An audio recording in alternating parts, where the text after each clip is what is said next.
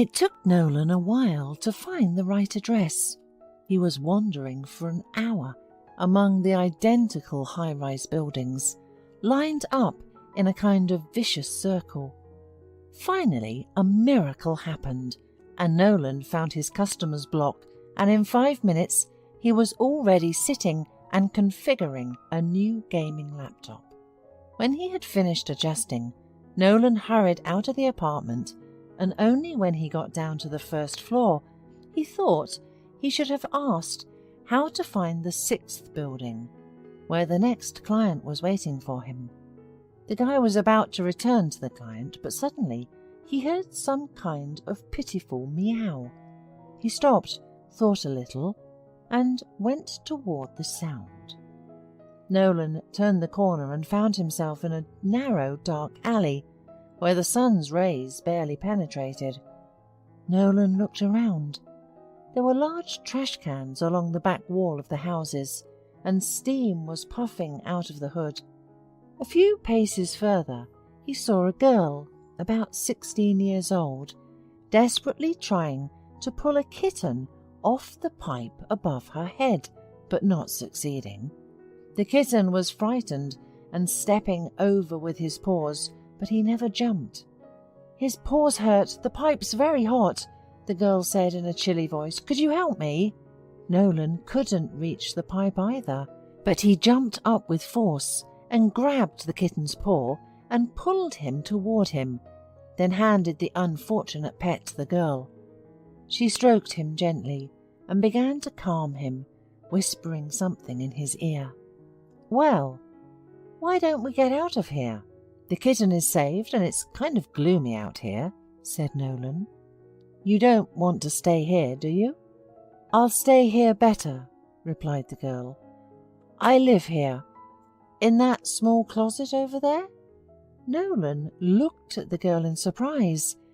He tried to get details from her, but all he found out was that her name was Rebecca, and she had been living here for about 6 months. "And why do you care about me anyway?" "Thank you for saving the kitten, but then I will do myself." She suddenly became angry. Nolan was confused and did not know what to answer. He decided to change the conversation to another topic and asked if she knows where the building number 6 is. As it turned out, Rebecca knew this place very well, as she had once lived there, and she agreed to accompany Nolan. When they arrived at the place, Nolan asked her to wait for him and went to the apartment he needed. Already there, configuring the computer, he asked the landlady if she knew the strange girl who lived in the alley behind the neighbouring block. "You mean Rebecca?" sighed the woman. "Yes, the poor orphan. We all try to help her as much as we can, with food and things. I've known her since she was a little girl. A nice girl. She lived next door, and then they got in trouble." When Nolan came out of the entrance a half-hour later, Rebecca was sitting on the bench. He cautiously approached her and said, "Rebecca, please don't think anything bad. I live with my parents, but they are not home now and won't be back until tomorrow. Let's go to my place. There you can bathe and eat. You can stay if you like, but if not, you can come back here. I just want to help. After all, you have a cold." Rebecca looked at him attentively and asked, nodding at the kitten she was still holding close to her, "What about him?" "We'll take him with us. I understand that he is essential for you, and you can't go anywhere without him." A couple of hours later, Rebecca, red-faced from a pleasant bath, was sitting at the table, wrapped in Nolan's bathrobe, and eating with appetite everything in front of her. The likewise clean, bathed kitten was also devouring his delicacies. Over a cup of tea, Rebecca told Nolan what had happened to her. "We were all fine. I lived with my grandfather, mother and father. My parents worked in the medical field. I was in school. Grandpa died when I was in 7th grade, and 6 months later, my dad died in a car accident. my mum and I were left alone. She was very nervous. She wasn't herself. She was quiet all the time. I tried to talk to her, felt sorry for her, but it was like she didn't hear me. And soon my mother began to leave the house often and for long periods of time. I thought she was at work, so one day I went to see her, but they told me she hadn't worked in months. I ran out of money. I couldn't even buy bread with it. And then my mother called and said not to look for her, that she would now live in the beautiful place where everyone loves and understands her. Soon after that, some strangers came and said that our apartment was theirs from now on. They showed some papers signed by my mum, and the neighbours said that she probably got into some bad organisation. Now I think so too. I lived with a neighbour, but she had a large family, and I did not want to embarrass them. So since then I have been living almost on the street. The janitor took pity on me and gave me the keys to a small utility room where he keeps his cleaning equipment. There I sleep. My textbooks and things lay there. Nolan made a bed for Rebecca in his room, and he made his bed in the living room. He tossed and turned for a long time, remembering her story, and could only fall asleep in the morning. And closer to dinner his parents returned. Mr. and Mrs. Rogers were surprised to see their son sleeping in the living room, but when an unfamiliar girl came out of his room, they were simply amazed. Nolan walked with his parents into the kitchen, where they had an unpleasant conversation. The parents did not appreciate their son's noble impulse and demanded that Rebecca leave their house immediately. "Are you out of your mind?" resented Mrs. Rogers. "What if she's contagious or a thief? I don't even want to hear about her staying at our house." The father was of the same opinion, and Nolan, realizing that it was useless to persuade them, went to Rebecca. She had already changed into her clothes and was standing with a kitten in her arms. "I have heard everything. They're right, I have to leave. I do not belong here. Thank you very much for being so kind to me." "All right, let's go," he answered, and taking something from the table, he stepped resolutely toward the door. "But you're not going back on the street again?"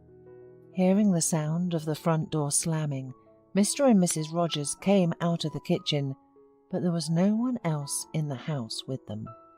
Nolan quickly found a cosy little room for Rebecca through an ad, and introduced her as his sister to the landlady. He paid for several months in advance and bought the girl all the necessary things, food and medicine. Rebecca was stunned and tried to refuse, but Nolan was adamant. Only in the evening the young man returned home. His parents, who were angry about his actions, welcomed him quietly. They had had time to discuss what had happened, and both came to the conclusion that their son had to be married immediately, so that all these foolish things go out of his head. "Nolan, you have such prospects. You're doing well in business, and suddenly you do such a rash thing. You brought a homeless girl to our house. What about Kelly? Have you changed your mind about marrying her yet?" "Actually, I never intended to marry her," Nolan said wearily. "You made that up for yourself."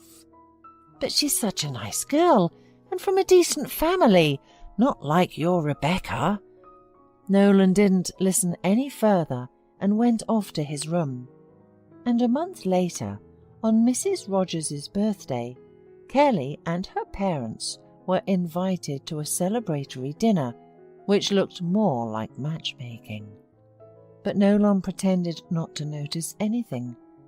Even when Kelly asked to see her off, making obvious hints, he simply said goodbye to her at the door of her apartment and returned home. Then they met more than once at their parents' joint events, but all the time Nolan thought only of Rebecca. Nolan liked to spend time with Rebecca. She had recently enrolled in a massage class, and when he visited her, she happily told him about her first successes. The girl became very close to her landlady, and practicing her skills on her, she quickly rid the woman of many years of back problems. In her turn, the landlady taught her how to manage the household properly, and she also brought her girlfriends to her for massages. As time went on, one evening, Kelly asked Nolan to inspect her laptop. He arrived and was very surprised at the girl's appearance. She met him in a transparent negligee that barely concealed her. Kelly rushed to him, wrapped her arms around his neck, and confessed her love. "Nolan, why are you avoiding me? I've been in love with you for a long time. We're adults, and you're acting like a schoolboy." "Kelly," sighed Nolan, pulling back, "you're very nice, really, but I am in love with another woman, and we're getting married soon." "With whom? With that homeless girl?" "Come on," shouted Kelly suddenly. "It won't work out. I was at her place today, and I told her that you're with her out of pity, and you and I are in love. Understand, your parents will never accept someone like her." Kelly did not have time to finish her sentence, for Nolan jumped out of the apartment and rushed down the stairs.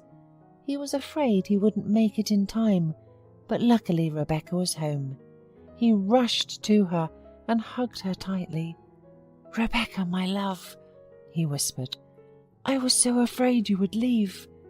"I wanted to, but I couldn't," replied Rebecca, and pressed herself even tighter against Nolan's chest.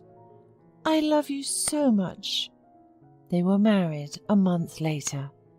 They didn't celebrate or invite guests, and even Nolan's parents didn't come to congratulate the newlyweds, but he was still happy because he had his Rebecca by his side. Another year passed. Rebecca went to college to become a chiropractor, and Nolan's business was blooming. One day, his father called him and told him that his mother had become quite ill. The woman was constantly tormented by neuralgia and high blood pressure, so that she could almost not get up. The father asked Nolan to come, and he showed up at his parents' house with his wife. Rebecca immediately approached her mother-in-law. "Mrs. Rogers, you shouldn't be angry with me. I really love your son. And now let me give you a massage. I know how to do it, and I would love to do it." "What can you know about massage?" Mrs. Rogers grumbled. "I've only known one real masseur in my life. That's who really has golden hands. But unfortunately, he has passed away, and no one has been able to help me since. You probably haven't even heard of him." But when Mrs. Rogers said the name of this famous masseur, and Rebecca calmly looked at the woman and said, "Well, why? I've heard of him. That's my grandfather. I learned a lot from him in my time, and also my father. He was a physician, and my mother used to work in a pharmacy."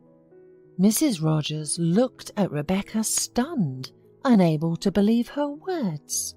Meanwhile, Rebecca had finished her preparations and began the massage.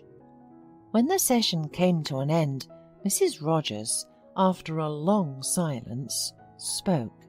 "I'm sorry. I was wrong. But please understand, we wanted our only son to be happy. And now we are left all alone. For whom should we live?" "Maybe for your grandson?" smiled Rebecca. "Nolan doesn't know yet. You're the first one I've shared it with." Mrs. Rogers slowly stood up, and realizing that she no longer felt pain, she wept and said, "Thank you, honey," and added with a smile, And you really do have golden hands from your grandfather.